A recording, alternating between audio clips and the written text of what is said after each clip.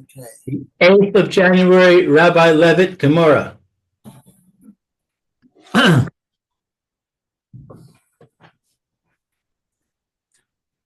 we're trying to figure out what's going on over here.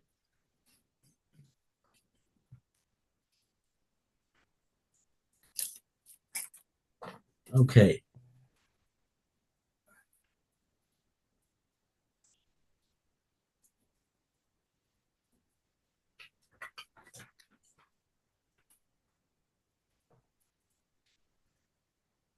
Okay, so let's see where we got up to.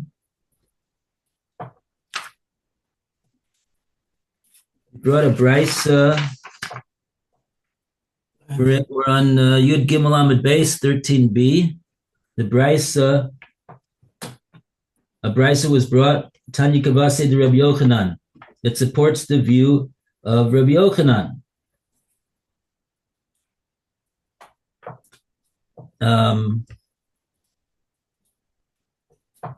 Yeah.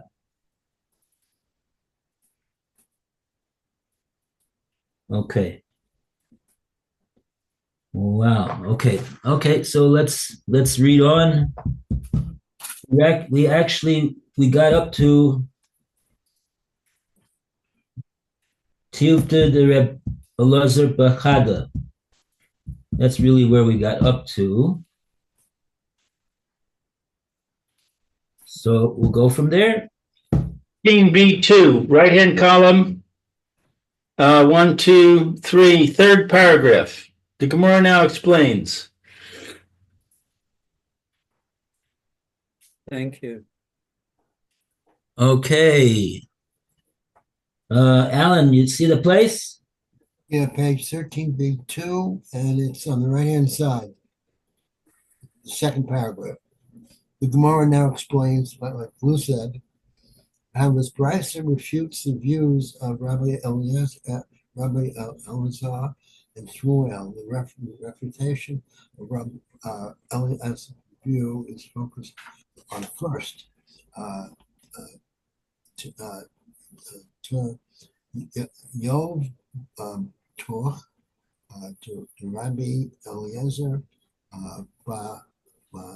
Hador for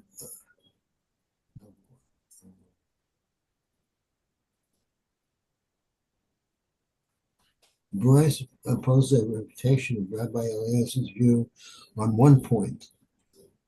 The Omar Rabbi Meir, for he maintains that according to Rabbi Meir, Shador She'ein Bo Aharoyos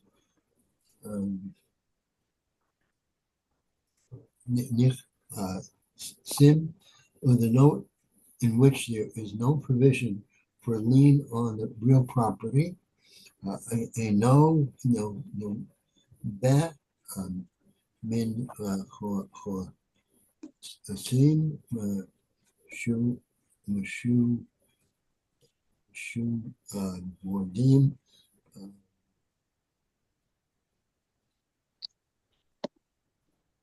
So nothing on real property.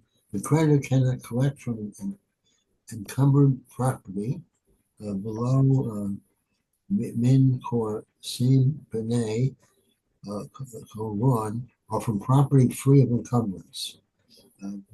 K Omar Bain. Oh, just for Phil, just know where we're holding. Alan's reading from Tiyuvta de Rebbe Elazar Bechada. I see it. Okay. I got it. I caught where he was. Below B'nai Chorin, or from property free from encumbrance. Mayor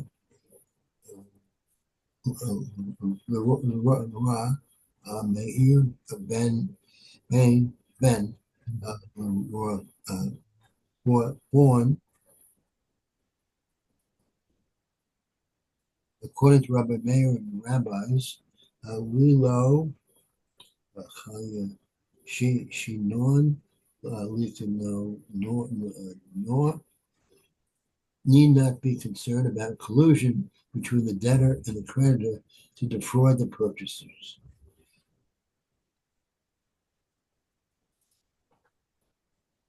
Okay, so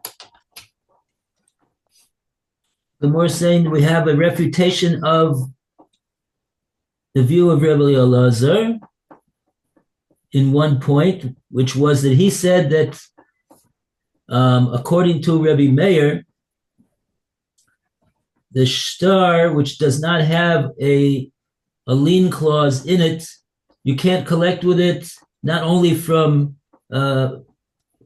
Milchasim Mishubadim, property on lien, but you can't even collect on it from Bnei Chorim, property that the Lova himself has in his possession.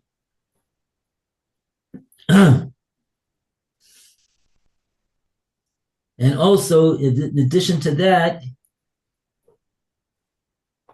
he said, Bein l'Rebbe or Bein l'Rabbanan, lo chashin and l'kanunya. He said that neither one of the Tanoim are choshesh for the collusion of the Malv and the Lova. Well, Brisa Ketani,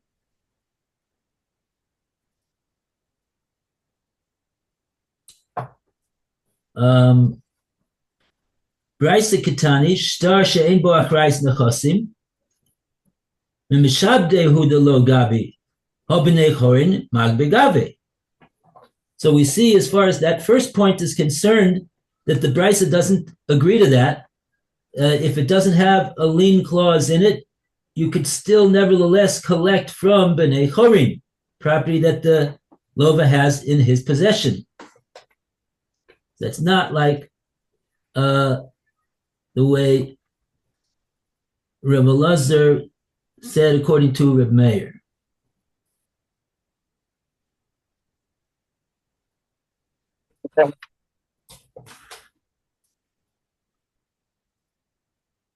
Okay. Okay, well, you really got to hold on to your hat to know what's going on over here. Wow, wow, wow. And the plot thickens. I don't see any Rashi that's coming to help us at all.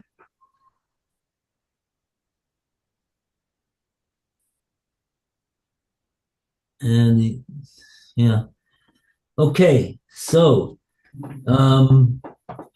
let's go further in the reading of the Gemora. We're up to Uketani.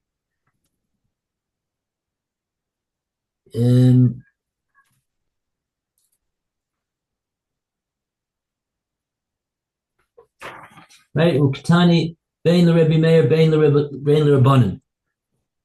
So this is a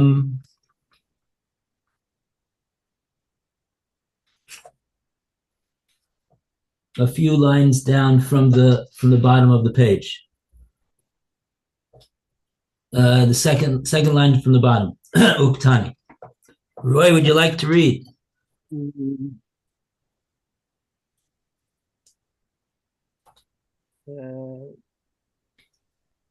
Ugatani, the Gemara now points out how the Brisa contradicts these views about Rebbe Eliezer. Ugatani,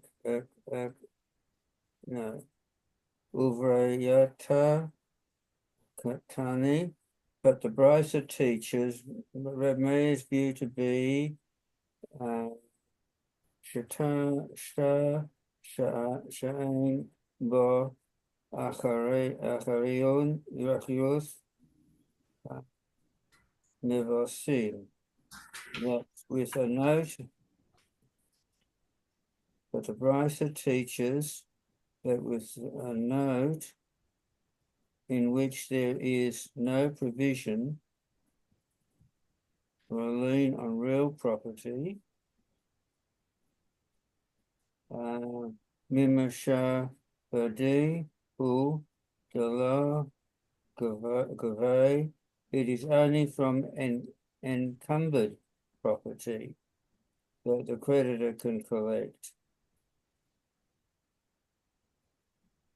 Ha mibnei harin migver gavay.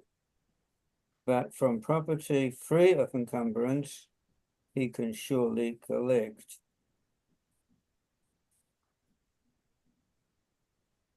V'katane vein l'Rabbi Meir, l'Rabbi Meir, came l'Ravanan, and the Rabbaisa, and the Baraisa also teaches that both according to Rav Meir and the rabbis, Ishunan yeah, we must be concerned about collusion between the debtor and the creditor to defraud the purchasers. If what? The purchasers. We must be concerned about collusion between the debtor and the creditor to defraud the purchasers. What did I read? Right. That's what the Gemora says. For Bein Rebbe Meir, bein l'Rabbanan Chashin, l'Kununya. the Brisa teachers, af al pi shonis niham modim, even though both the debtor and the creditor concur that the notes were lost by the creditor, lo yechazir lo leze v'lo leze. The finder may not return them either to the creditor or to the debtor. Alma hayishanan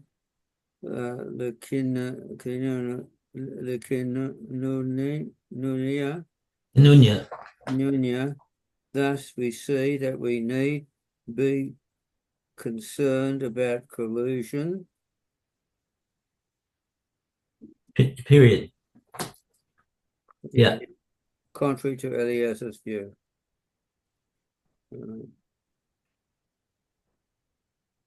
Okay. Okay, just one more chance to try to understand how this collusion works. So we see from the Brisa that the Brisa says that even when both of them, the borrower and the lender, are in agreement that he didn't pay it. He didn't pay it, and that it's a valid document. So therefore, accordingly, it should be returned to the malva. Even in that case, we don't return it to the malva, and we don't return it to the lova either. We don't return it to anybody, and that could only be because we're concerned for collusion.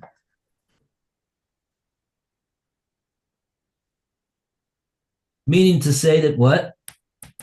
The loan perhaps has already been paid up. Maybe it's already been paid up. And the star fell from the hand of the borrower. But that what?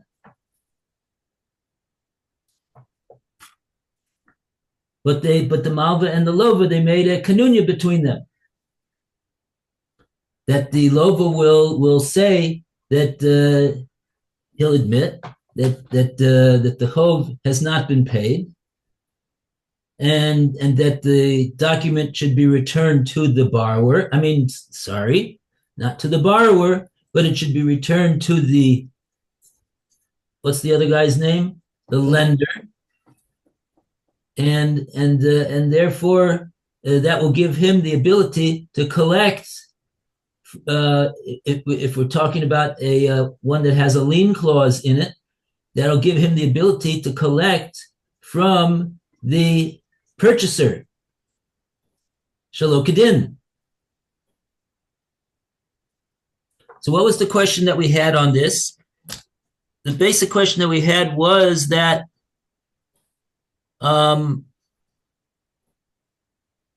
shouldn't he tear it up? He always tears it up, the lova, when he pays. He wants it torn up. Is that the question that we had? That's one of the questions we had. So I'm just thinking right now, it's true that that's what he tear. Why is it that the lova would tear it up? Because he doesn't want it hanging around saying that he owes money when he doesn't owe money anymore. Right. But if there's another reason why the Malva wants to keep this star from being torn up, which is that he wants to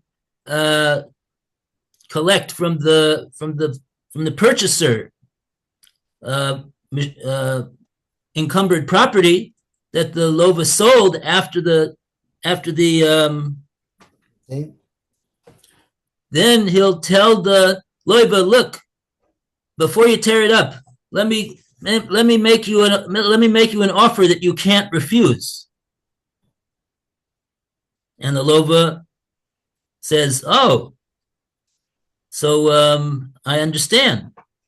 So you don't want to have it torn up, because we could make another deal over here and we can split the profits.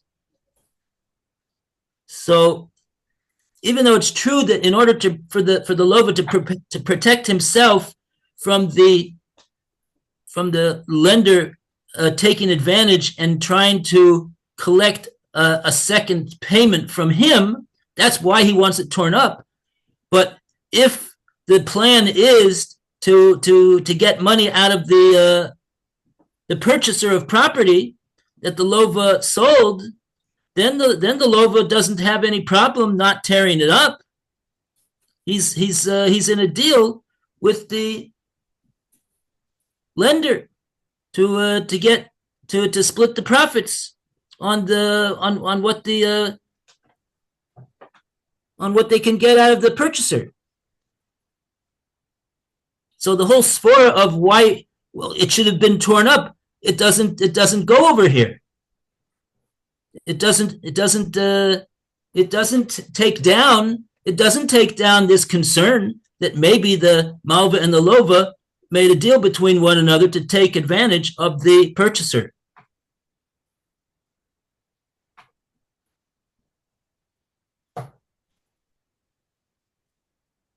Okay.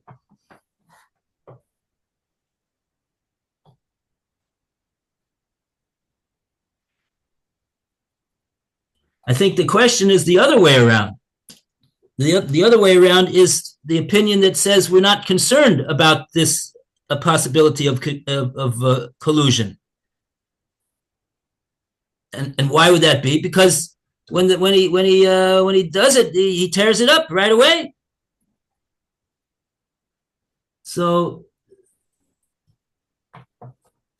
that's the. If the malva can talk to the lova before he tears it up and propose him this offer, so then he's not going to tear it up necessarily. Okay.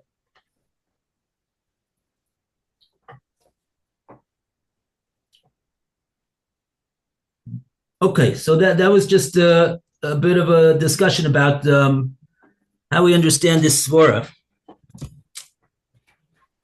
Everybody's here. Who could be calling me? Oh, just a second. Yes, hello. Yes. What time? 12:45. Thank you. Okay.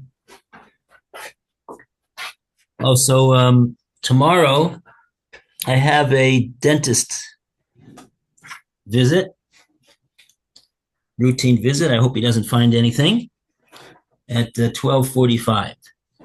So So so this class we won't be having this class tomorrow, according to that. Okay. Okay. Both sessions or only a second? Both sessions. Rabbi, 1 and 2 or just one? Oh, so let's see. What 12:30 to it's 12:45, so I should be able to make it there after the first class, right? Yeah, okay. Yeah. It's 12:45 tomorrow. Okay. 12:45. Let me write that down so I don't forget it.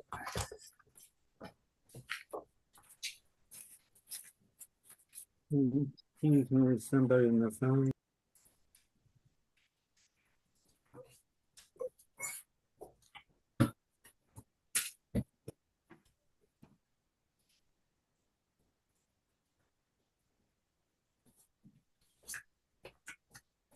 Okay. Very good. Okay, so just to review what it is that we're saying over here, the Gemora is saying that the what we see from the Brisa, we have a refutation of Rebbe Elazar, and it says Bachada. So it seems to me that it's a refutation on 2 points, but we'll have to see how the Gemara understands that, because there's two issues that are being discussed over here. There's one issue about if it doesn't have a clause for nechasim mishubadim the shtar, if it doesn't have such a clause, so then according to Reb Elazar, he says that Reb Meir says that you can't collect with it at all, not any property. And the Gemara brought that the Brisa that we just quoted holds that in such a case you could collect from Bnei Chorin property. So that would seem to be one refutation of Rabbi Elazar.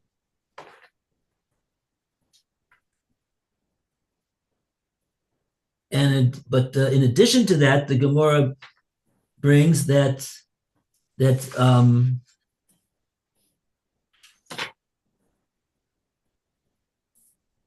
addition to that, the Gemara says there's another difficulty because the Brisa says that Bein the Reb Meir, Bein the Rabbanan, they are choshesh for Kanunya.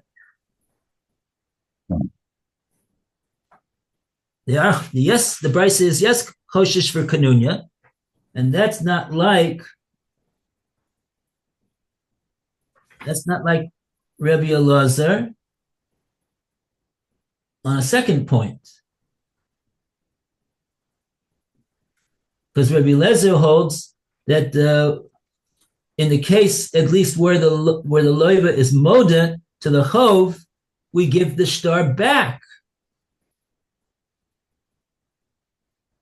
because we are in other words to the malva, because we're not choshesh for any kanunya between them. So I'm just wondering why it is the Gemara says it's a tiyufta on Rebbe Elazar Bachada. See, it would seem to be that there's two separate points of tiyufta. Okay. At any rate, that's where we're holding at this point. And oh, that's the Gemara's question right now. I promise you, I didn't see the Gemara after the next line. But I'm glad to see that the Gemara agrees with me. Okay, so let's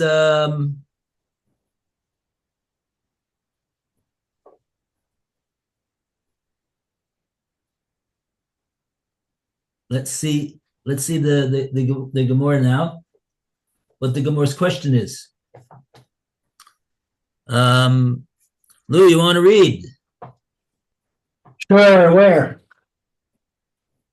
Okay, we are up to the last four lines of the Amud. I mean, the last 4 words of the Amud. Aishinan? No. Lakunya? After that, Vaha. Aha. Viha. Let's see now. Where is that? Viha.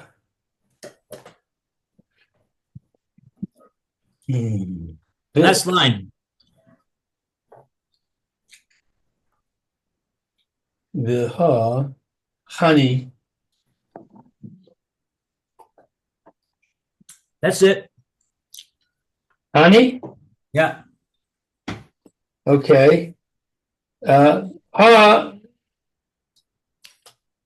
Oh no, I don't see that in the Gemora. Let's see. Yeah, I'm on the right page. It's the last 4 words of 13b. Oh, I got it. Viha hani tarte hu. But these contradictions to Rabbi Eleazar's view are 2. Yeah. Why does the questioner say that the Brisa contradicts Rabbi Eleazar only on 1 point? Right. Hooray for 13b! Hooray for 13b. Wow. Can I stop you for a second for 13b? I've got 2 lines of I've got to finish that Rashi on 13b. Oh, yes. Let's before we shout hooray that we finished it, we got to read the Rashi. The Rashi, Ani Tarte, Milihu. These are 2 things. The Et Amar, that you said, a tiyufta, that this is a contradiction. The Rabbi Eliezer, Dechad. You thought that it was only a contradiction with Rabbi Eliezer, Elazar with 1. Yeah. Only in 1, not in 2. That was the Gemara said.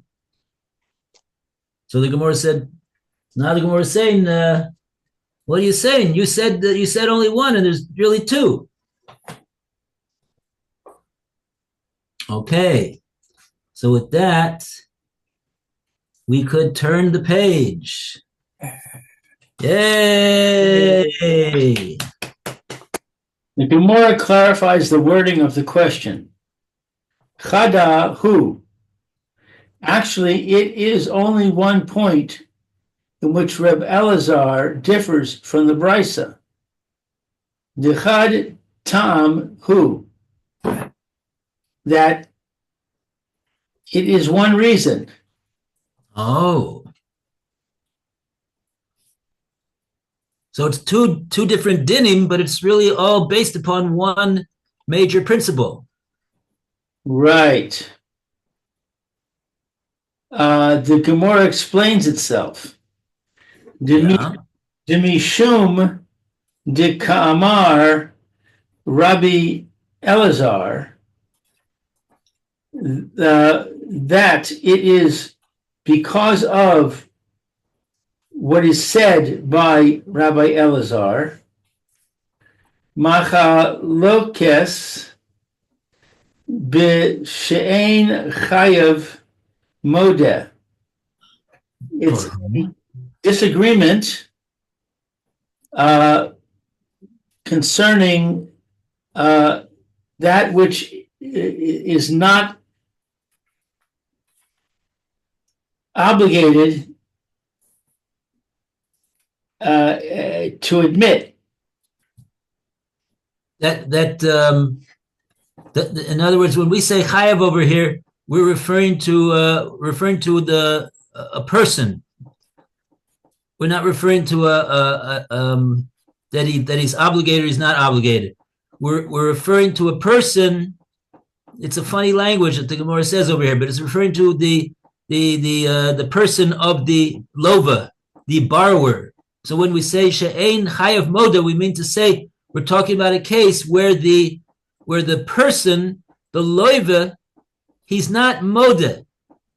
What does it mean that he's not moda?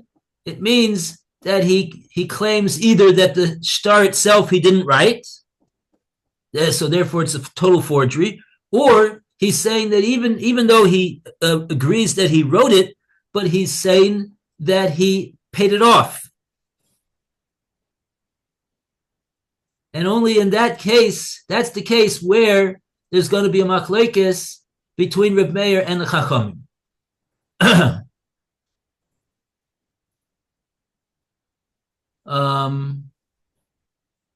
Okay. It's not immediately apparent to me what's the Chad Tama, meaning that the whole reasoning behind those two different dinim is based upon the fact that it's one. It's not a principle, but it's a one answer, I guess, that he's saying that this is where the machlekes lies in this case. In this one case, where the chayav is moda, where the loiva, the borrower, is, I'm sorry, he is not moda. She'ein chayav moda. He is not moda. He doesn't admit. He doesn't admit that he owes the money. No, he says that he doesn't owe any money for one of two reasons. Okay, so and because of that, the two dinim that he says, Rebbe Lazar, are going to come out. The two dinim being that we don't choshesh for kanunya, and that if it's a star that does not have a lien clause, you can't collect with it at all. And to explain why that is so, we got to see what Rashi says over here. The first Rashi on Yud Daled Amid Aleph. Okay. Let's see. First Rashi is Mishnah. That's actually in Teach. That's Mishani, we're answering. Mishani, we're answering. Chada, who is only one thing, the chad timer, because it's only one reason. Tamachad, one reason, has kiku, that is has kiku is given by the Rebbe Elazar. Tam Echad has kiku. What's he, yeah, that's an interesting word over there. Sokuk generally means that you need something. Okay. That is needed for Rebbe Elazar. Lomar, to say it shtei about to two of them, the mishum, because the come, or that it says machloket, that this is a disagreement. The matnisa or our Mishnah, b'she'ein chayev, that he's not chayev modeh. If he's not chayev, then he admits it. Here's that word again. Who's kaf? He needs lomar to say she'eina gova. He doesn't collect a filu mibnei, from even from unencumbered properties, from properties that are free from being mortgaged. The kavan, since the hutzdracha, he needs l'sayem, he needs to complete aval kishechayav moda. But if he is chayav and he admits it, divrei hakol, everybody agrees that yachzir, that he has to return the documents. Who's kaka? Because it's needed lomar to say lo chayishin. We're not concerned about kanunya. We're not concerned of collusion. Right. Okay. So what the Gemora means when it says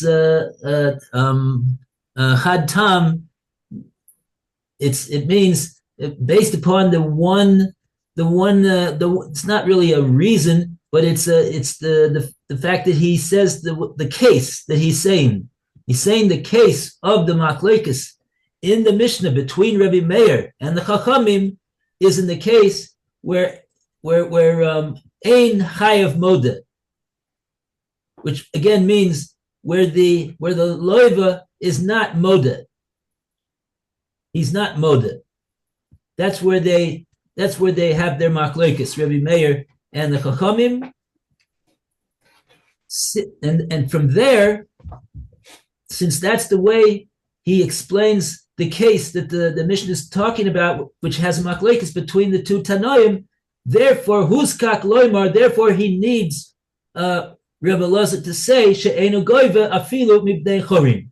He needs to say that if in the case where there is no lien clause, and then that's the case in the Mishnah, where there's no lien clause, that's the case that we give it back to we give that star back to the Malva, because there's nothing that the Malva can do to collect with it improperly, because it's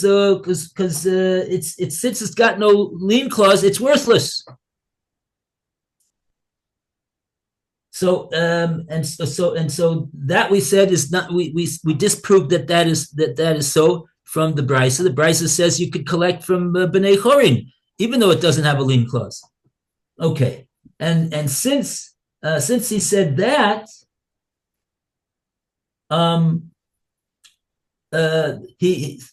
therefore he accordingly it comes out that when the guy is moda that he did not pay, then there's no machlekes between Rabbi Meir and the Chacham. On that there's no machlekes that you would give it back to the Malva.